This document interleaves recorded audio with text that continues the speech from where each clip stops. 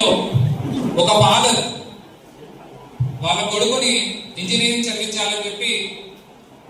Seat ఎక్కడ రాకపోవడంతో seat వచ్చింది, కానీ ఆయన చదివించే స్తోమత లేక ఒక పెద్ద మనిషి, ఒక కాలేజ్ పెద్ద మనిషి ఆయన దగ్గరికి వచ్చి, సార్ మా పిల్లోడు బాగా చదువుతాడు, ఇంటర్మీడియట్ లో 95% వచ్చింది, ఎంసెట్ లో మంచి ర్యాంక్ వచ్చింది, కానీ సీట్ ఎక్కడ రాలేదు,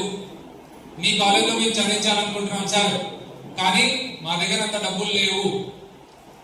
మీరు మంచివారు, మీరు పెద్దవారు అని మాకు చెప్పారు, తెచ్చుకుంటాము అని చెప్పి ఒక ఫాదర్ వచ్చి ఒక పెద్ద మనిషిని అడిగితే, ఆ పెద్ద మనిషి మీ పిల్లాడిని నేను చదివిస్తాను, మీ పిల్లాడి చదువుకొని మా కాలేజ్ పేరు అదేవిధంగా తల్లిదండ్రులుగా మీ పేరు నిలబెడితే అంతకంటే సంతోషం నాకు ఏముంటుంది అని చెప్పి ఆ రోజు ఆ విద్యార్థికి సీట్ ఇవ్వడం జరిగింది. ఆ రోజు ఆ విద్యార్థి మనసులో ఏమంటున్నాడంటే, నాకు సీట్ ఇచ్చిన ఈ పెద్ద మనుషులకి, అదేవిధంగా నా కోసం ఇంత తపన పడుతున్న మా పేరెంట్స్ కి తప్పకుండా నేను ఏదో ఒకటి చేయాలి, తప్పకుండా వాళ్ళ పేరు నిలబెట్టాలి అని ఆ విద్యార్థి ఆ రోజు అనుకున్న విద్యార్థి ఈ రోజు మీ ముందు నిలబడి మీకు స్పీచ్ ఇస్తున్నాడు.